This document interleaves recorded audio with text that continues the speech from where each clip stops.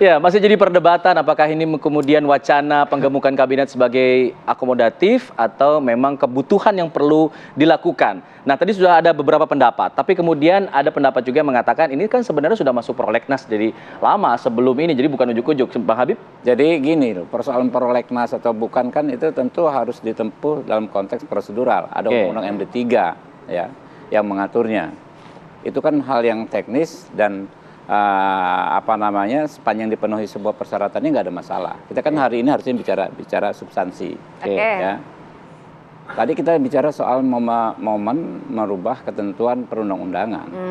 Merubah undang-undang kementerian. Kalau toh saya belum menyampaikan bahwa Pak Prabowo akan tambah 40 menit jadi 40. Yeah. Kalau toh ada keperluan untuk menambah nomenklatur kementerian menjadi 40. Ya saatnya itu perubahan undang-undang itu menurut saya yang paling pas adalah di zaman sekarang ini, di masa sekarang ini, beberapa bulan sebelum pembentukan pemerintahan baru. Sebab kalau undang-undang itu disahkan terlalu jauh dari pembentukan pemerintahan yang baru akan timbul konflik hukum juga. Yang situasi saat ini langsung dibubarkan. Kan nggak efektif. Hamin setahun ya kan kabinet dirombak. Padahal visi misinya adalah visi misi presiden yang kemarin.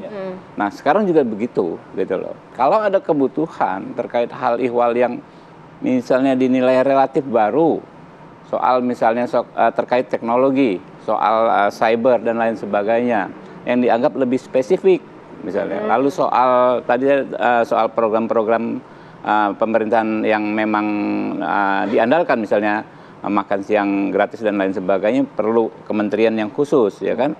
Ya menurut saya sih nggak ada masalah, ya tinggal disesuaikan. Nah persoalannya kan masukan dari teman-teman, ya kritikan bahkan apakah ini hanya mengakomodir dan lain sebagainya.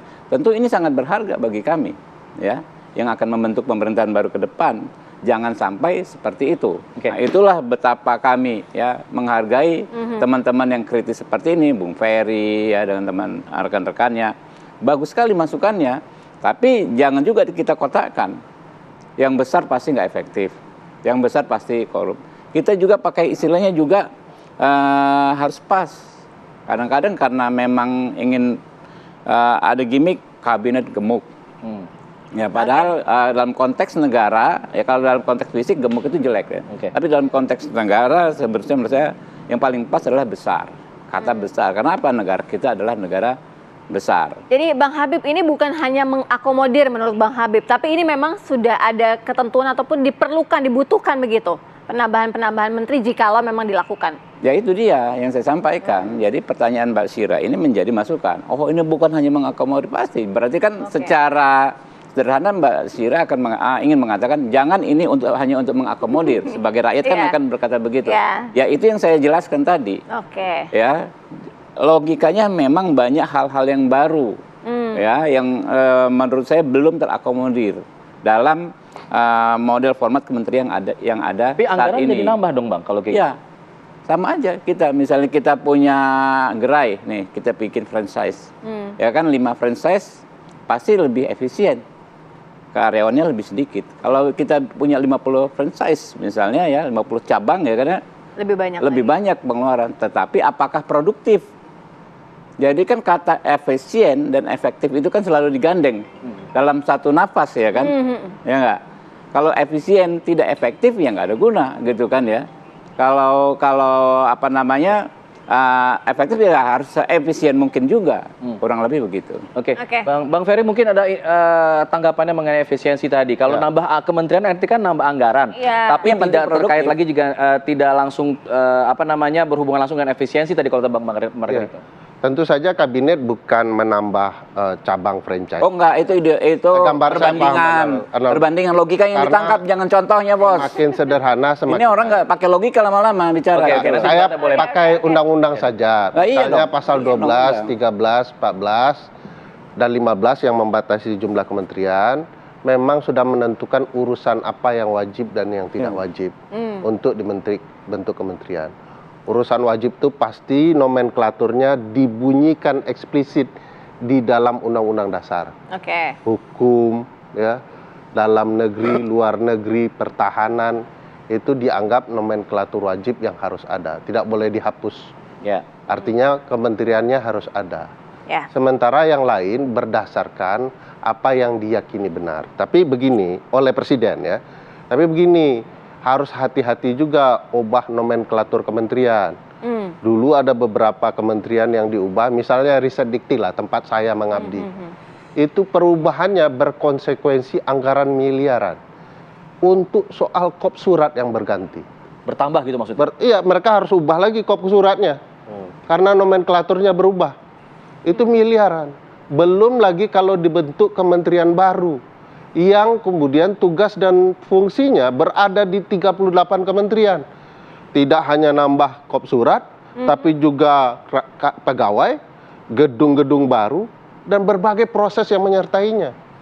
Nah, penambahan-penambahan seperti ini menurut studi Pusat Studi Konstitusi tidak efektif dalam pemerintahan.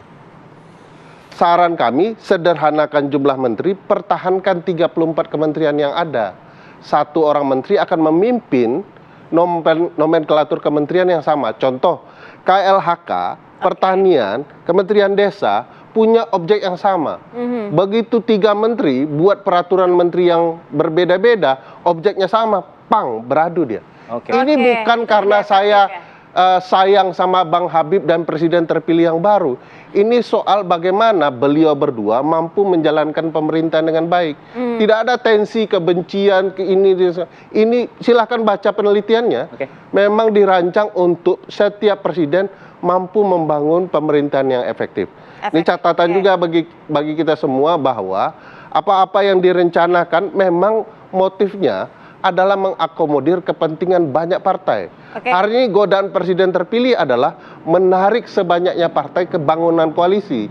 Padahal kalaupun ditarik tidak juga khawatir perlu menteri-menterinya banyak. Coba bayangkan misal taruhlah 9 partai ya. Itu kalau dibagi 2 saja masih 18 menterinya. Ini mau dibagi berapa ya? Nah, kalau mau efektif memang harus disederhanakan. Kalau dari Bang Margarita sendiri menilainya bagaimana? Apakah kepentingan dari Bang? Lagi-lagi poinnya khususnya adalah urusan pemerintahan apa yang mau ditekel, yang diurus. Itu yang poinnya. Tidak ada yang lain. Soal makan siang gratis katanya butuh kementerian khusus? Sangat tergantung. Nah, saya mau bilang begini. Amerika Serikat memang kementeriannya kecil. Setuju ya? Tapi Anda jangan lupa, apa yang orang-orang tata negara bicara mengenai executive agency, ya, auxiliary body dan segala macam, itu adalah cara menutup kekurangan urusan-urusan pemerintahan yang tidak tertangani oleh atau tidak ditangani oleh kementerian. Itu cara Amerika menutup kekurangannya.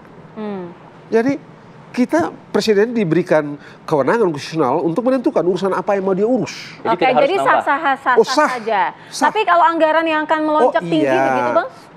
Mana ada yang tidak pakai duit? Mana yang tidak pakai duit?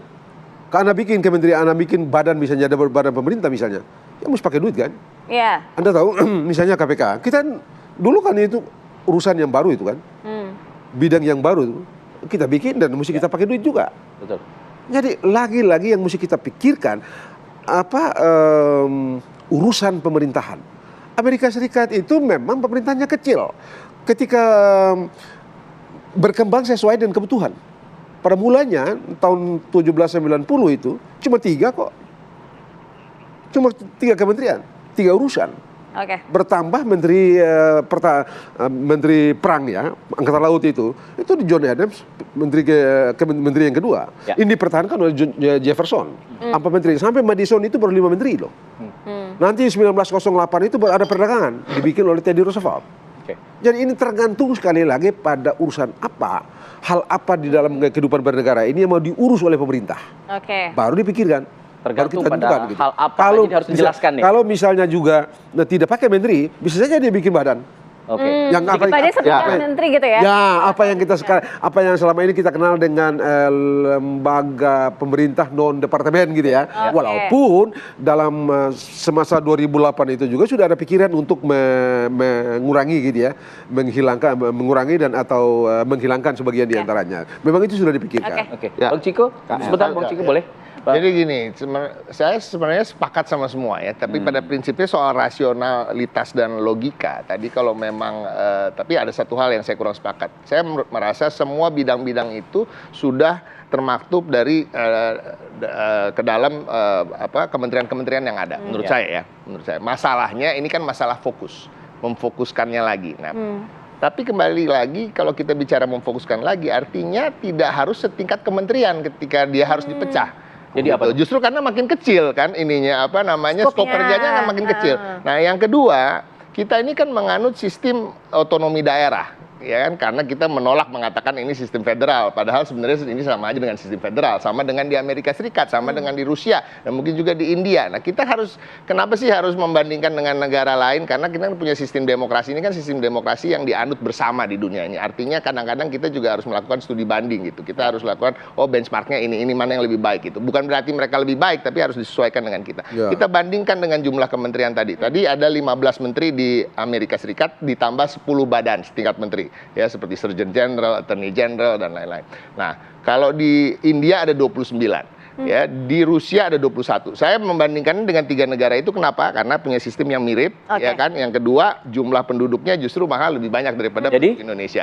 Jadi pada prinsipnya, satu, bisa dirampingkan, atau kalau mau dipecah-pecah, justru levelnya tidak level kementerian, karena tadi skop kerjanya lebih kecil. Badan setingkat menteri gitu. Begitu. Nah, tapi kembali lagi, ini yang membuat kalau masyarakat yang berpikir, gitu ya, memang akhirnya mengkritisi ini, akhirnya ujung-ujungnya adalah akomodasi. Padahal saya setuju dengan apa yang disampaikan abang saya, Margarito, tadi, bahwa apa yang mau diurus itu dulu yang harus dimajukan gitu kan. Tadi juga sebenarnya Bung Habib juga udah menyampaikan, tapi kan beberapa hari terakhir ini itu tidak disampaikan. Jadi kita wajar kalau ada kecurigaan bahwa ini hanya untuk mengakomodir partai-partai politik yang mendukung atau yang mau ditarik untuk mendukung, dan ini sesungguhnya ya itu tadi menjadikan demokrasi kita kembali lagi mundur. Sedikit Bang Ferry mungkin jelaskan. Saya pelan-pelan dulu gitu kan. Oke, jadi biar clear ya. Masih 20 Oktober selama kok. Ya. Saya sepakat semua harus dipetakan urusannya, tetapi tidak semua urusan harus dibuat kementeriannya.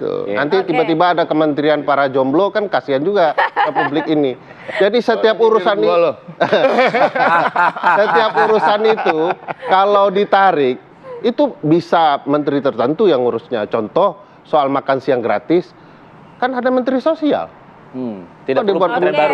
Apa ini urus buat sesuatu yang tidak begitu besar untuk dikelola, dibuat kementerian baru. Itu yang menurut saya sangat disayangkan. Oke, nanti kita akan lanjutkan ya dialognya usai jeda. Kita akan juga dengarkan dari komentar Bang Habib menanggapi ini semua. Usai jeda kami segera kembali.